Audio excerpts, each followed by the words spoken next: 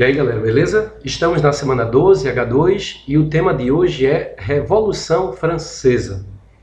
Vale salientar que a Revolução Francesa foi adotada na história como sendo o marco, o início da chamada história contemporânea, tá? Para começo de conversa, é bom que a gente diga que a Revolução Francesa foi um movimento burguês. Mas a burguesia não estava sozinha nisso.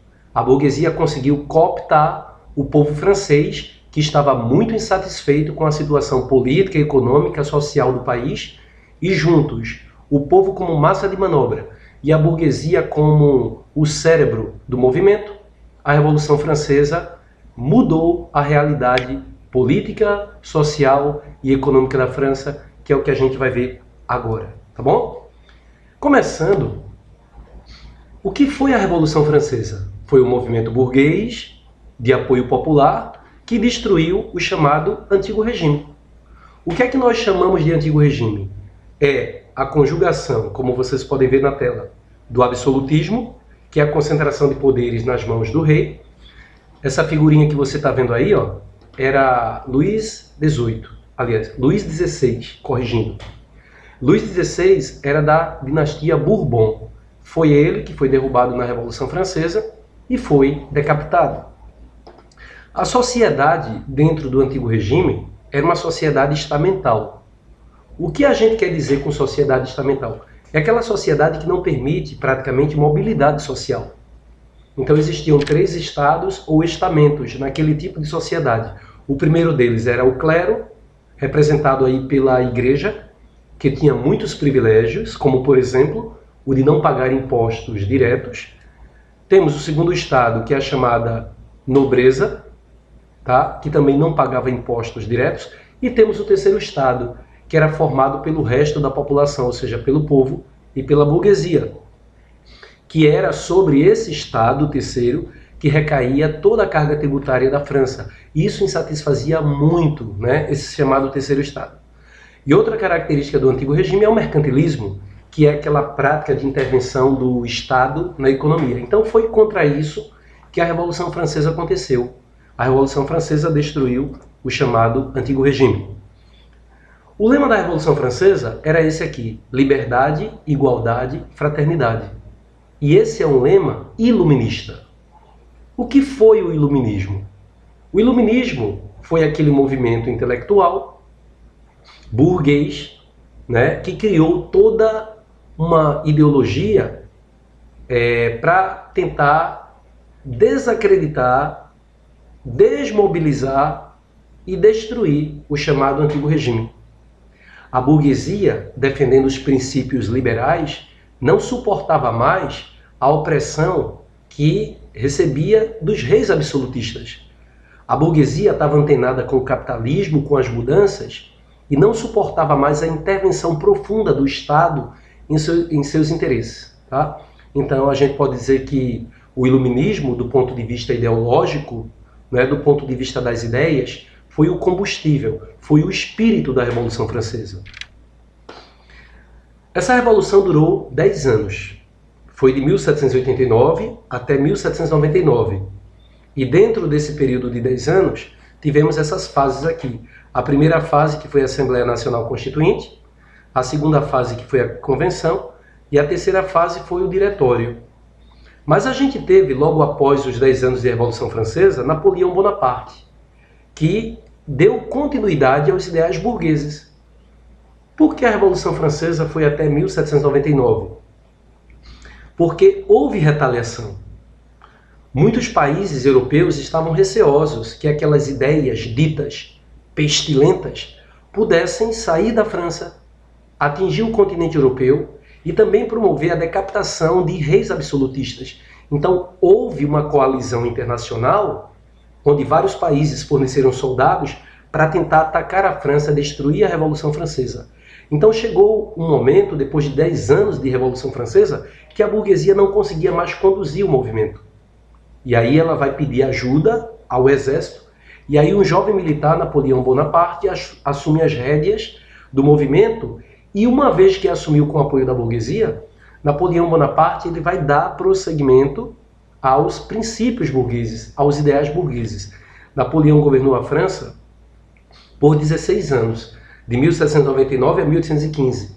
A primeira fase do governo dele, de 1799 a 1804, foi o consulado, e a segunda fase foi a fase imperial, de 1804 a 1815, em que Napoleão Bonaparte ele quis pôr em prática seu projeto expansionista, né? Chegou a invadir vários países, inclusive Portugal, forçando a fuga da família real portuguesa para o Brasil, de forma que em 1808 o príncipe regente Dom João VI chegou ao Brasil, se estabeleceu no Rio de Janeiro, e aí a história do Brasil nunca mais foi a mesma, porque a presença de Dom João VI no Brasil, a partir de 1808 até 1821, foi responsável por criar toda uma situação que levou o Brasil à sua independência, tá? Mas voltando à Revolução Francesa, quais foram as origens do movimento? A gente tinha crise econômica, havia fome, tá? O alimento era escasso e por isso o preço alto. O grosso da população não conseguia se alimentar bem e isso gerou muita insatisfação. Havia um problema financeiro, a França era muito dependente da Inglaterra a partir de empréstimos feitos no passado. Então, grande parte do que se arrecadava na França em forma de impostos era direcionado para a Inglaterra para pagar dívidas. O que restava dessa arrecadação de impostos ficava na França para manter o luxo da nobreza e do clero. Tínhamos um problema social. A gente tem aqui essa charge que é muito famosa em prova. Muitos vestibulares já utilizaram essa charge. Ela é bem representativa daquele modelo de sociedade estamental. Vejam, a gente tem aqui um homem montado, né, nas costas de um outro. Esse primeiro homem tem uma cruz, tem um crucifixo no peito, então ele representa o clero. Atrás dele temos um nobre, a gente consegue identificar porque ele usa essa espada, tá? Que é um símbolo aí do guerreiro, da nobreza. Esse nobre também se aproveita desse terceiro homem, né? Está montado também nas costas desse terceiro homem. E esse terceiro homem, que tem uma enxada nas mãos, ele representa o trabalhador, ele representa o terceiro estado. Então isso mostra a situação da sociedade estamental da França pré-revolucionária. O clero e a nobreza se aproveitando do trabalho do terceiro estado. Então o que foi a Revolução Francesa? Foi quando esse terceiro estado, representado por esse camponês, se levantou, derrubando o clero e a nobreza daquela situação de privilégio que tiveram até então, tá? E a questão política é que havia um rei, Luís XVI, absolutista, que não criava condições favoráveis ao bem-estar da população, tá bom? Então foram 3 fases da Revolução Francesa. A primeira delas foi essa aqui, ó, a Assembleia Nacional Constituinte. Começa com a convocação dos Estados Gerais. O que era a convocação dos Estados Gerais? O governo da França fazia cerca de 100 anos não convocava mais os Estados Gerais. Os Estados Gerais seria uma representação desses 3 estados aqui, né? Do terceiro estado, do primeiro estado e do segundo estado. Era tradição na França, no passado, quando o rei não conseguia encontrar a solução para um problema, convocar representantes dos 3 estados que seriam consultados para que pudesse haver um caminho para a saída daquela situação de crise.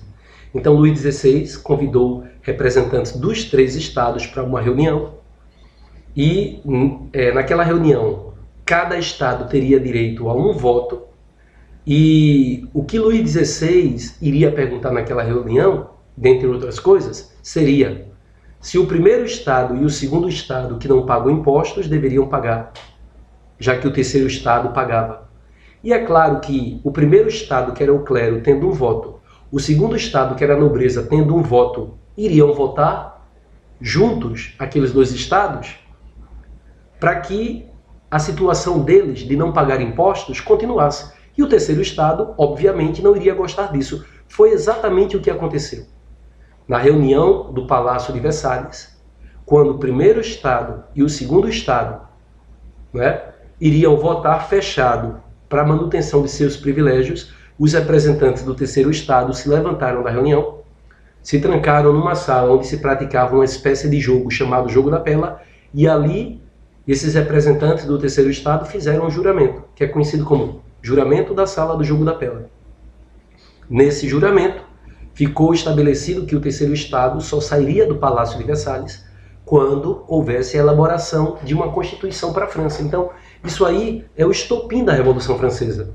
O povo lá fora aguardava o resultado da reunião. Quando o povo soube que o rei estava tentando expulsar os representantes do terceiro Estado do palácio, então foi deflagrada a Revolução Francesa.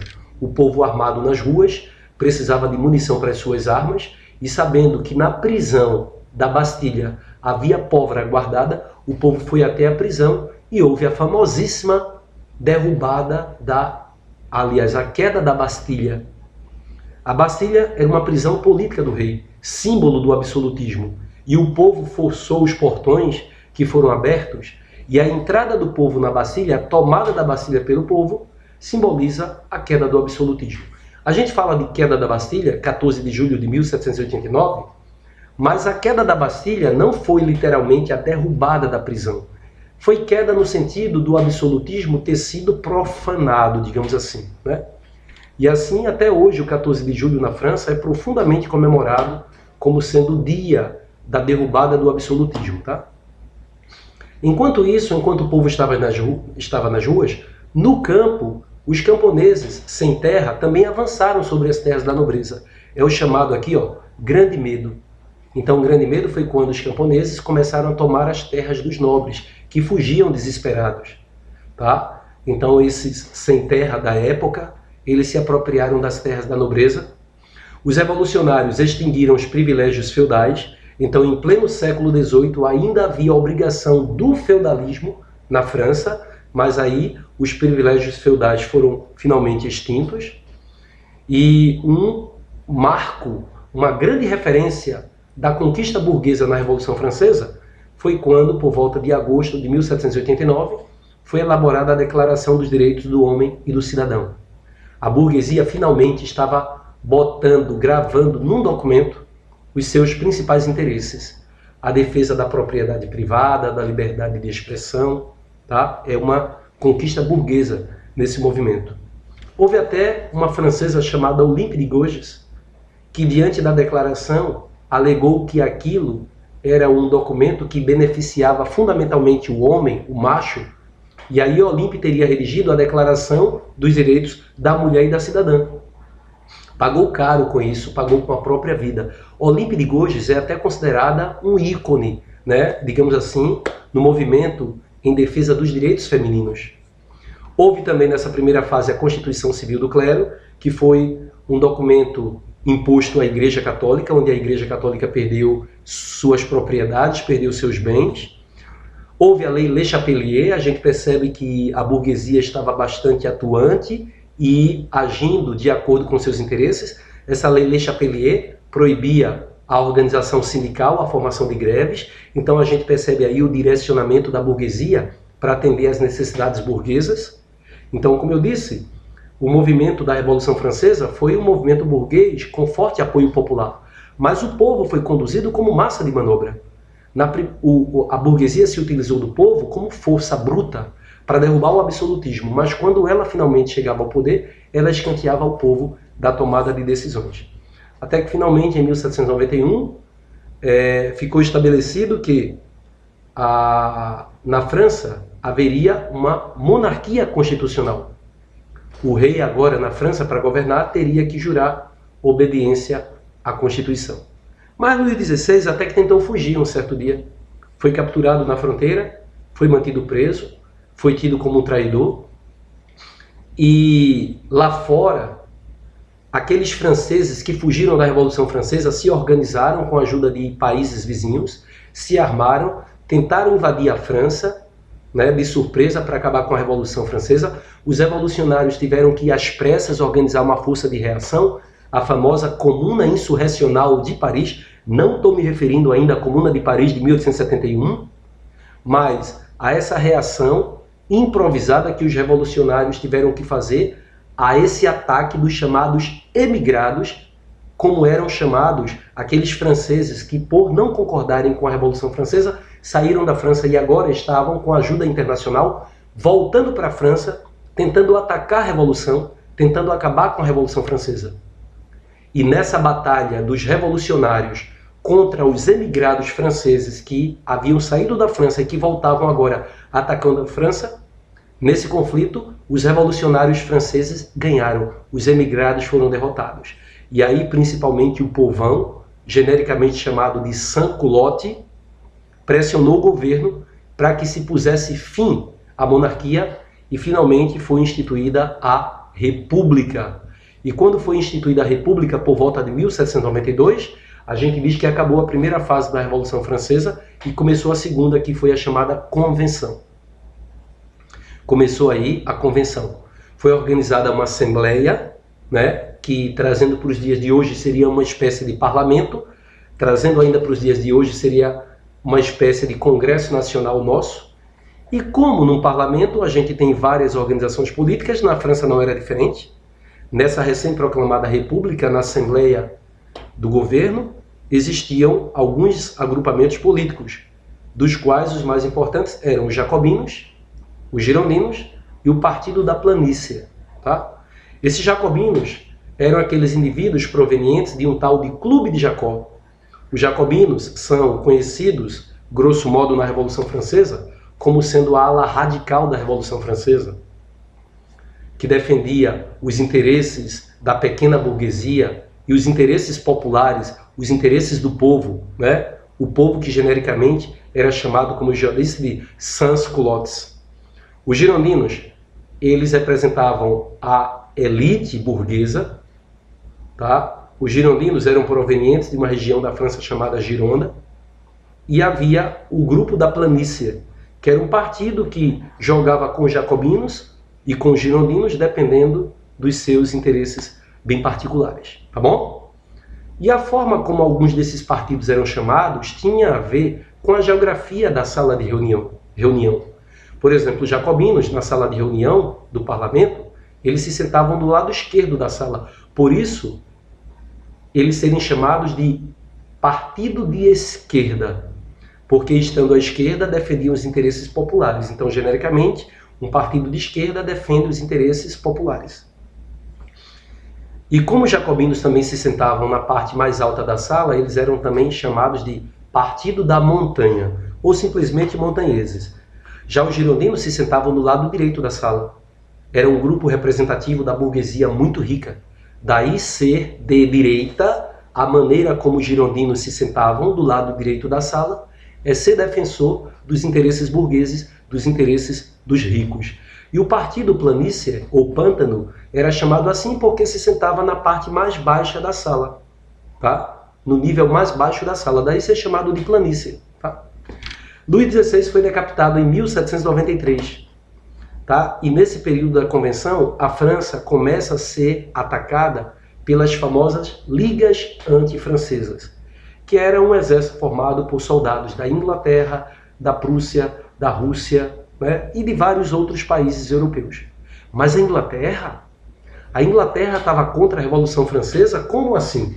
A Inglaterra, que exatos 100 anos antes da Revolução Francesa, fez a sua Revolução Gloriosa de 1789, instituindo o Bill of Rights, a Declaração de Direitos, que quebrou o absolutismo na Inglaterra. Como a Inglaterra, que teve uma burguesia pioneira, que implantou o liberalismo no país, é contra o liberalismo francês.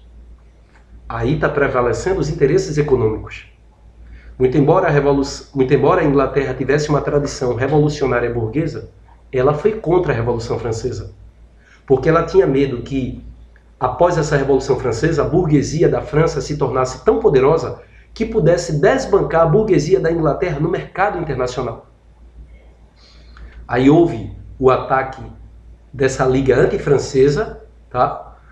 Mas nesse momento, os franceses conseguem se livrar desse ataque, dessa Liga Antifrancesa, e a partir daí vai haver a radicalização da Revolução Francesa, quando os jacobinos tomam o poder e instituem, né, o que a gente chama de período do terror. Foi um período muito sangrento da Revolução Francesa. Tá? Foi o período em que a França passou a ser governada pelos jacobinos. Governo jacobino, período do terror. O governo jacobino, falando um pouco agora do governo jacobino, o líder daquele governo era um cara chamado Robespierre. Mas além de Robespierre, no governo jacobino, havia Danton, Hébert, Marat ou Marat, Saint-Just. Os jacobinos, eles foram radicalíssimos. A guilhotina funcionou muito no governo deles, né? Qualquer suspeito de ser contra a revolução, o líder jacobino Robespierre mandava o cara para a guilhotina. Muito embora fosse um governo radical, algumas ideias de cunho popular importantíssimas, algumas medidas de cunho popular foram adotadas. Por exemplo, os jacobinos, eles acabaram com a escravidão nas colônias francesas. Eles também investiram em educação, no ensino técnico, em arte, cultura, museus. Tá? Os jacobinos chegaram a criar uma constituição estabelecendo o voto universal. Muito embora isso não tivesse sido posto em prática, porque a partir de um certo momento os jacobinos vão radicalizar tanto que vão perseguir de forma desenfreada seus inimigos, vão suspender essa nova constituição que definia o voto universal para a França, e o sangue jorrou profundamente na França durante o governo, né, desse grupo aí chamado jacobino.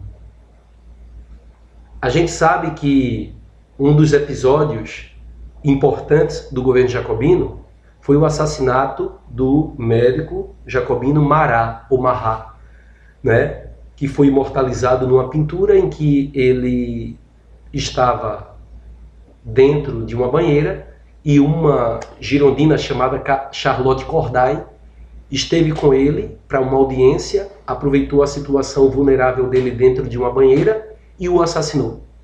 A partir daí, Robespierre começa a perseguir intransigentemente seus inimigos e a guilhotina foi responsável pela decapitação de dezenas e dezenas de inimigos dos jacobinos. Durante o período do terror, existia o governo jacobino liderado por Robespierre. Tá? Ele instituiu o Tribunal Revolucionário, que julgava sumariamente e condenava à guilhotina os inimigos da Revolução. Danton era o contraponto de Robespierre. Era mais ou menos o cara do deixa disso, Robespierre. Não é preciso que esse indivíduo seja punido com a decapitação, basta a prisão. E aí o interessante é que o próprio Robespierre autorizou a decapitação de Danton, um importante líder popular. Então isso revoltou muito a população. E o que aconteceu a partir daí é que os jacobinos eles começaram a se corroer. O governo deles começou a acabar quando essas medidas antipopulares começaram a ser adotadas e pouco a pouco o governo jacobino foi perdendo apoio. Bom para os girondinos que faziam pressão e conseguiram dali a pouco derrubar o governo jacobino. A derrubada do governo jacobino, ela se deu através de um golpe, que é conhecido na história da Revolução Francesa como golpe do 9 do Thermidor, que você pode chamar também de reação thermidoriana. Então, como foi que acabou o governo jacobino? Acabou quando o governo jacobino perdeu popularidade, os girondinos aproveitaram, desfecharam um golpe, chamado de golpe do dia 9 do mês do Thermidor, ou simplesmente golpe do 9 do Thermidor, ou reação thermidoriana. E aí, o que acontece, paradoxalmente, é que o homem que mandava tanta gente para a guilhotina foi também decapitado. Robespierre foi decapitado. E aí começa uma nova fase da Revolução Francesa, que foi a fase chamada de Diretório. Foi uma república moderada. Os girondinos estavam de volta ao poder. Instituíram, de novo, o voto censitário. Foi um governo de muita corrupção. Foi um governo de problemas internos. Por exemplo, apareceu um líder popular chamado Graco Babeuf, que anunciava um documento chamado de Conspiração dos Iguais, em que ele defendia ideias que a gente pode caracterizar como sendo socialistas na época. Foi fortemente reprimido por conta disso. Lá fora, os países, com medo que a Revolução Francesa se espalhasse pela Europa, continuam fornecendo soldados nas chamadas ligas antifrancesas para atacar a França. Então chegou um momento nesse governo do Diretório que os líderes do governo, os diretores burgueses, estavam percebendo que seria muito difícil manter as conquistas da Revolução Francesa, e foi a partir daí que integrantes do diretório convidaram o exército para, pelo amor de Deus, né, manter as rédeas da Revolução Francesa. Aí é quando o jovem Napoleão Bonaparte, à frente do exército francês, né, aceita o convite.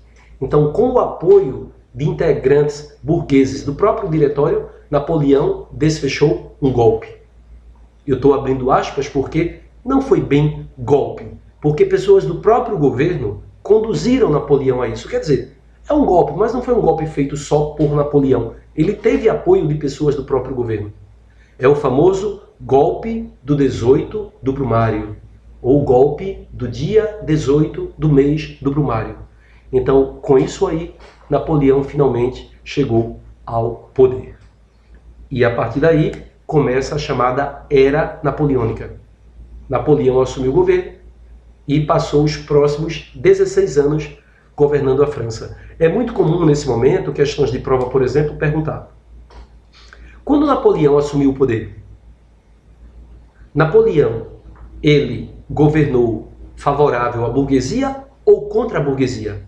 A ascensão de Napoleão ao poder significa a perda das conquistas burguesas? A resposta é não.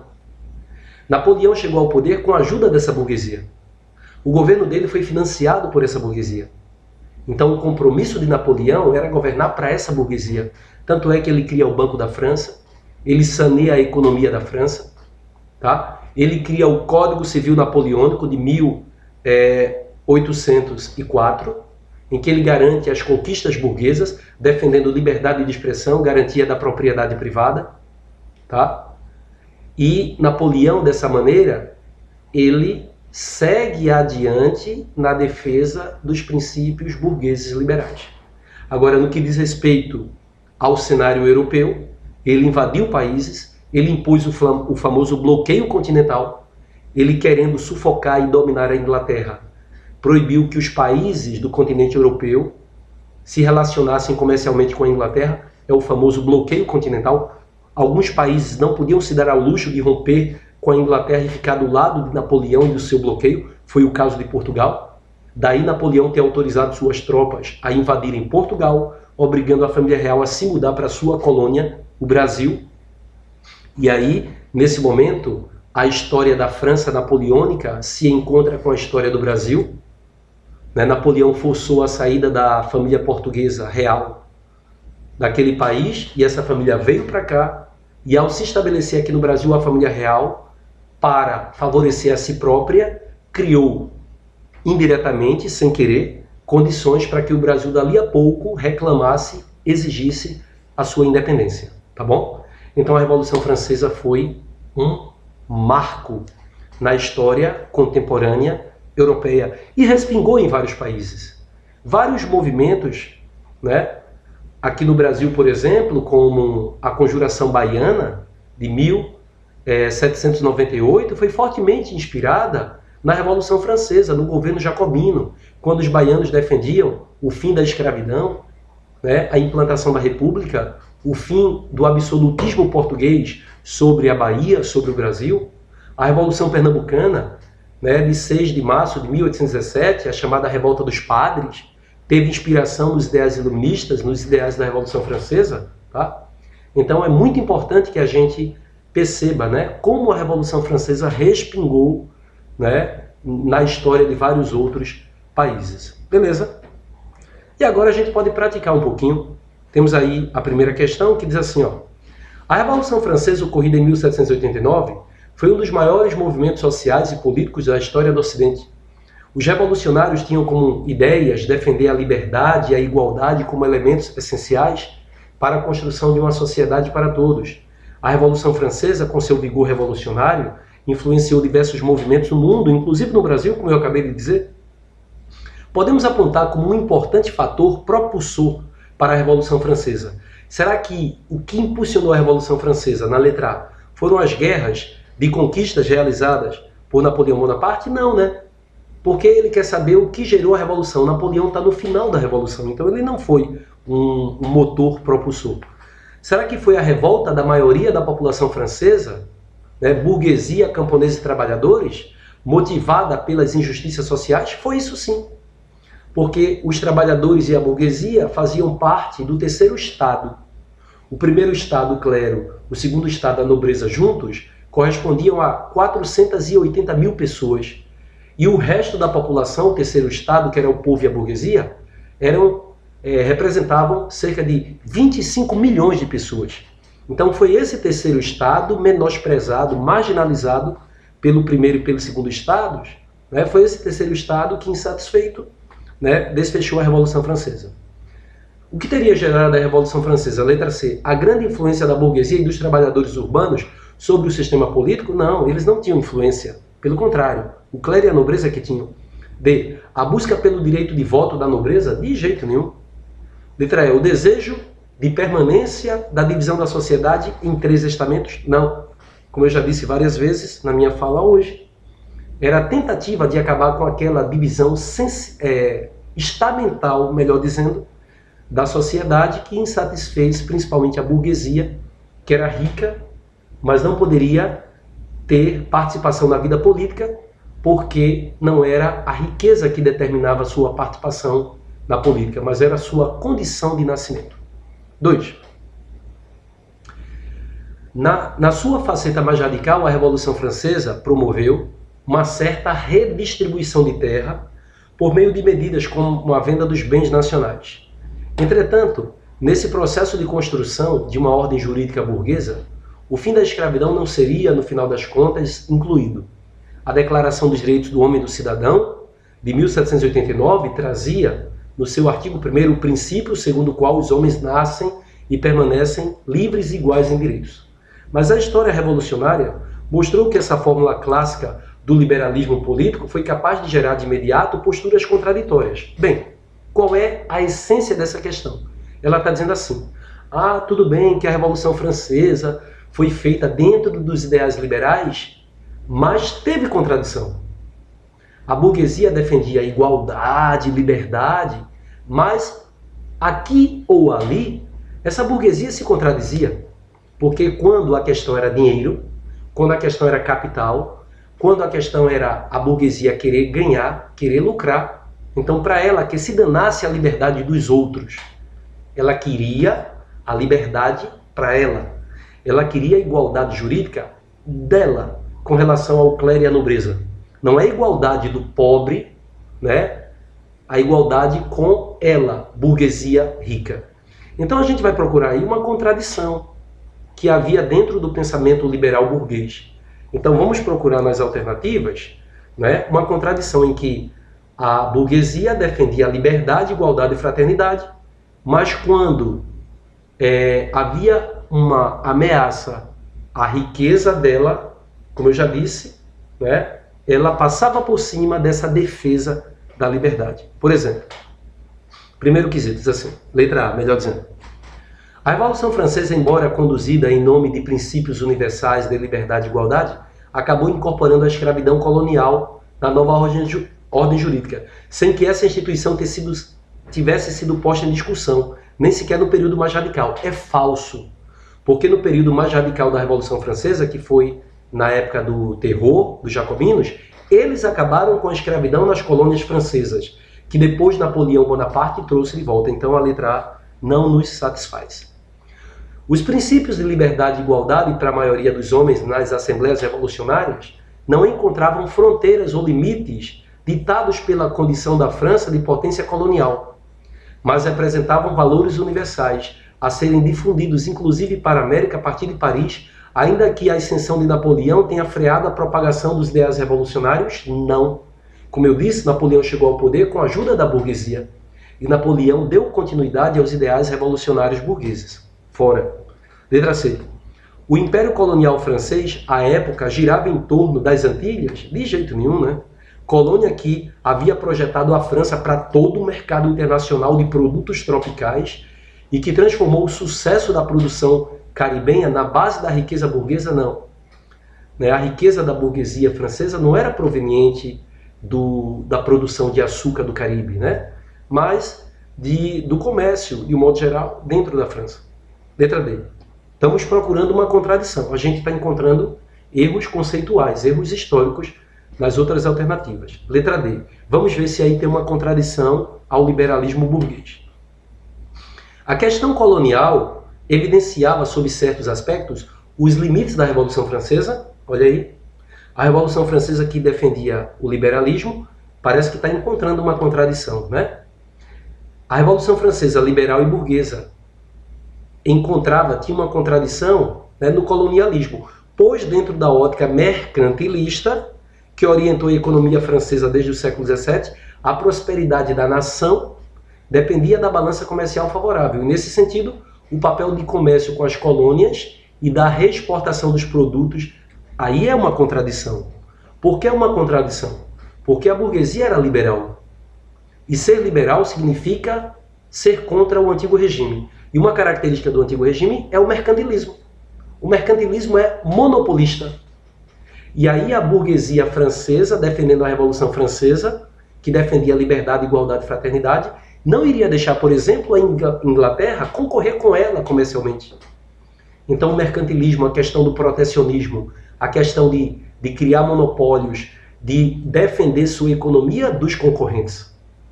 Da mesma forma que a Inglaterra se comprometeu com os países absolutistas a acabar com a Revolução Francesa, a burguesia da França também não ia deixar que houvesse um livre comércio com a burguesia da Inglaterra. Então, qual é o limite do liberalismo burguês da Revolução Francesa?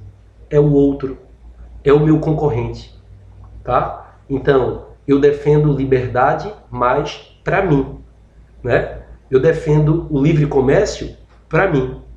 Quando o outro concorre comigo, então eu não quero liberdade para ele. Então essa é uma contradição, tá? Que a gente percebe aí dessa burguesia nesse contexto da Revolução Francesa.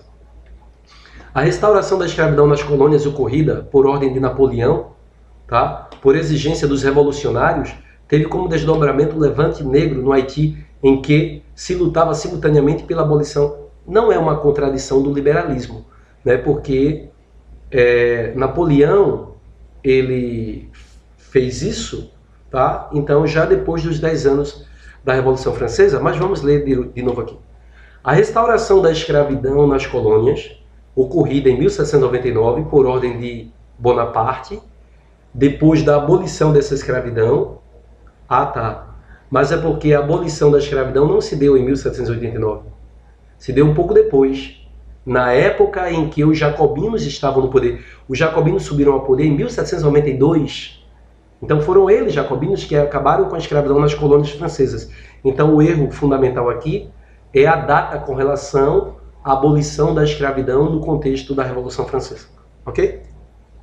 Beleza, então vamos para a terceira questão, que diz assim: a Revolução Francesa é feita de sombra, mas acima de tudo de luz. De luz, do iluminismo, de razão. Sombra por quê? Porque houve morte, porque houve derramamento de sangue, né? Porque houve terror. Tá? É um paradoxo, tá? Que a Revolução Francesa foi feita de sombra, mas acima de tudo de luz. Luz das ideias racionais. Luz no final do túnel, né? Sombras, até que eu possa chegar à luz. Entendeu? Então, para que se pudesse chegar à luz da razão, foi necessário que houvesse derramamento de sangue. Não que eu esteja defendendo isso, mas é como a gente poderia interpretar, já sabedores de como foi a Revolução Francesa, que isso se enquadraria nesse tipo de interpretação. Por exemplo, a frase apresenta a Revolução Francesa destacando a aliança de setores católicos associados à luz, em nenhum momento tem referência a isso aí. Tá? O contraste entre a obscura violência de alguns de seus momentos e a razão luminosa que guiou muitos de seus propósitos. Beleza, né? A violência de muitos guiados pelo desejo de chegarem à libertação. Desejo de chegarem à libertação, né? Aquela espécie de luz no final do túnel. Beleza. A vitória da aristocracia não, foi a vitória da burguesia. O contraponto entre esforço obscuro de impor o terror e a vontade iluminista de restaurar a monarquia, não, né? Não se aplica isso. o contraponto entre o obscuro esforço de impor o terror? Não. A gente sabe que a intenção da Revolução Francesa era derrubar o antigo regime, o absolutismo, tá? E não necessariamente trazer a monarquia, porque a forma ideal de governo para o iluminismo não é a monarquia. Pode ser a república, tá? Desde que haja respeito aos princípios liberais. Tá? A derrota do ideal republicano, não é? Quarto quesito. O Comitê de Salvação Pública é como era chamado o órgão do governo, o órgão administrativo do governo jacobino. Tá? Esse órgão aí era ocupado pelo chefe jacobino Robespierre. O Comitê de Salvação Pública, quando chefiado por Robespierre, ordenou uma mobilização em massa. Então, gente, falou de Robespierre, falou de Comitê de Salvação Pública, a gente está falando de jacobino, a gente está falando da segunda fase da Revolução Francesa, que foi a fase da República, letra B. República, período da Convenção Nacional, tá bom?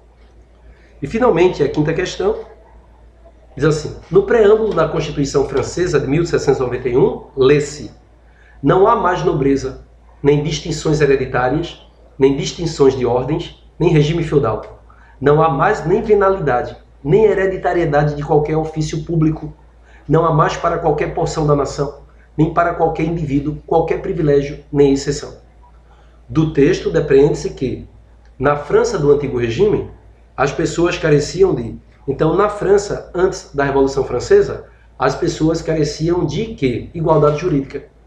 Tanto é que o lema da Revolução Francesa era liberdade, igualdade e fraternidade. Então eles defendiam igualdade de todos perante a lei. Eles eram contra esse direito de herança, por exemplo. Não necessariamente você herdar a riqueza de alguém, mas, por exemplo, você que nasceu numa família de nobre vai ser respeitado porque veio de uma família de nobre. Então o cara que enriqueceu, o burguês, era pobre, ficou rico, mas porque não nasceu numa família de nobres, não herdou o título de nobreza, nunca ia ser um cidadão. Então, eles lutavam por igualdade jurídica e não direito de herança, né? Liberdade de movimento, não. Privilégios coletivos, garantias de propriedade, tá? O texto está se relacionando fundamentalmente aqui, no preâmbulo da Constituição. Não há mais nobreza, nem distinções hereditárias, nem distinções de ordens. Não há mais nem venalidade, nem hereditariedade. Tá? Os privilégios acabaram. Do texto depreende-se que na França do Antigo Regime, as pessoas careciam de quê? De igualdade perante a lei. Que todos pagassem impostos, que todos fossem julgados com o mesmo peso e a mesma medida. Tá? Então, igualdade jurídica. Ok? É isso, meus queridos. Foi bom estar aqui, espero que vocês tenham aprendido bastante coisa ou revisado muita coisa. Bom estudo para vocês, beijo no coração, até a próxima, tchau, tchau.